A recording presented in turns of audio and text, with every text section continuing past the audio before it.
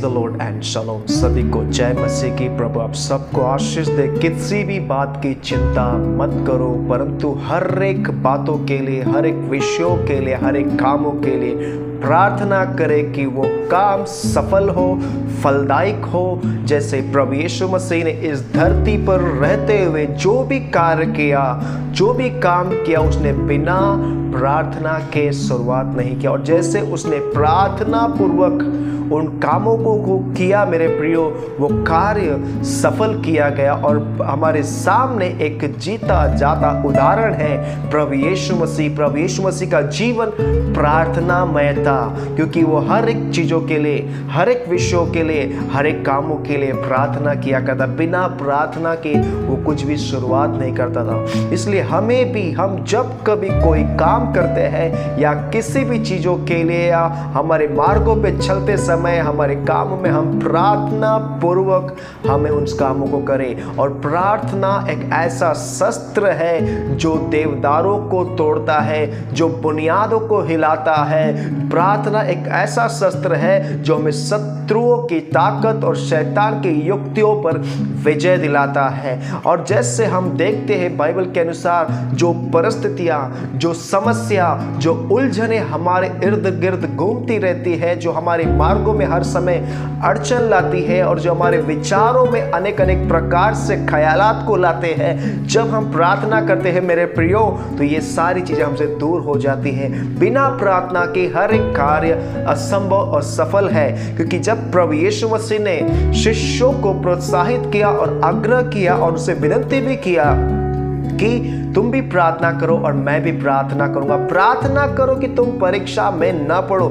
जब हम प्रार्थना नहीं करते मेरे प्रियो, हम परीक्षा, समस्या, अनेक प्रकार के उलझनों में पड़ सकते हैं। इसलिए प्रभु हमसे आग्रह करता है कि तुम भी प्रार्थना करो, मैं भी प्रार्थना करूंगा।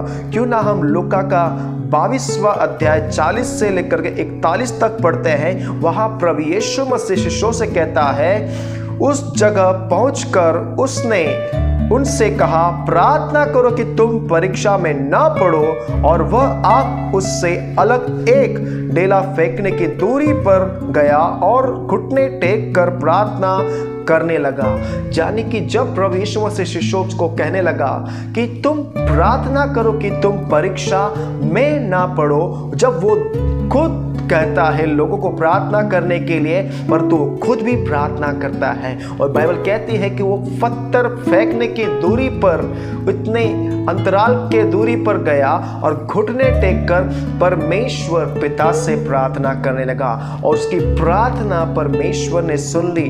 मेरा परमेश्वर, जब हम प्रार्थना करते हैं, परमेश्वर हमारी प्रार्थना को सुन करके अनसुना नहीं करता है, परंतु उस प्रार्थना का उत्तर हमें देता है। क्योंकि बाइबल कहती है कि धर्मी जन की प्रार्थना के प्रभाव से बहुत कुछ हो सकता है। क्योंकि हम धर्मी हैं और धर्मी जब मिलकर के प्रार्थना करते हैं किसी विषयों के लिए, किसी चीजों के लिए, किसी बातों के लिए, तो मेरे प्रियो, प्रार्थना बहुत बड़ा प्रभाव, बहुत बड़ा बेदारी, बहुत बड़ा रिवाइवल ला सकता है। अगर हम धर्मी जन मिल करके इकट्ठा एक आत्मा में होकर के प्रार्थना करें तो प्रार्थना प्रभावशाली बनती है। और हमारी प्रार्थना को प्रभावशाली बनाने वाला परमेश्वर है। पर कई बार हम अनगिनत बातों की चिंता करते हैं, अनगिनत बातों के विषय में सोचते हैं, और हमारी समझ जो है अनेक विचारों से, अनेक समस्याओं से, अनेक उलझनों से बंधी हुई होती है।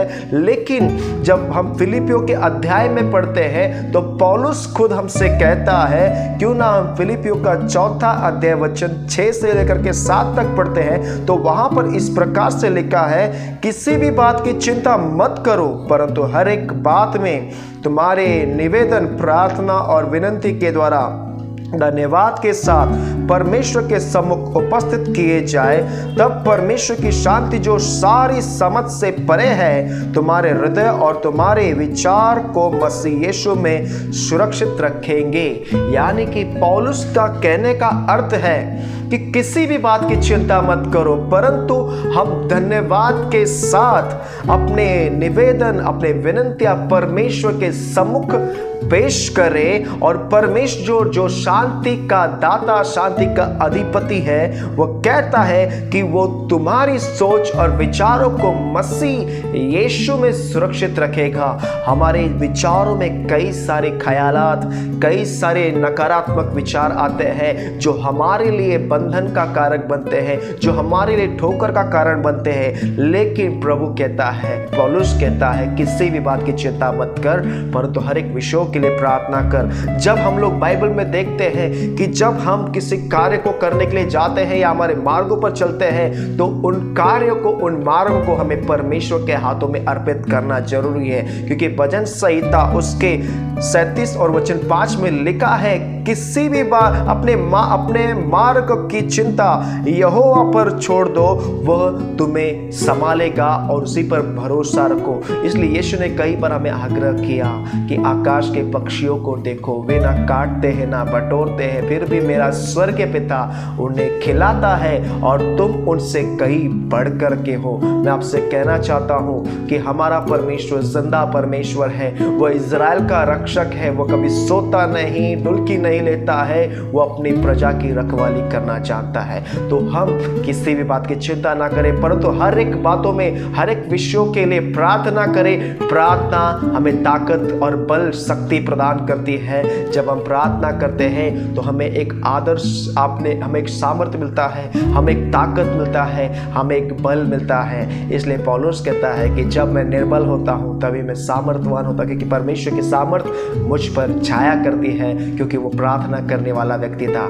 आप भी प्रार्थना करने वाले व्यक्ति बने कि प्रार्थना के द्वारा आप बड़े बड़े कामों को कर सके। यीशु ने खुद कहा है, अगर तुम विश्वास करोगे तो मुझसे बड़े बड़े काम करोगे। लेकिन मैं आपसे कहता हूं कि बिना प्रार्थना के सारे कार्य संभव है, असफल है। लेकिन प्रार्थना जब आप करते हो तो प्रार्थना के द्वारा सारे कार्य सफल और संभव हो जाते हैं।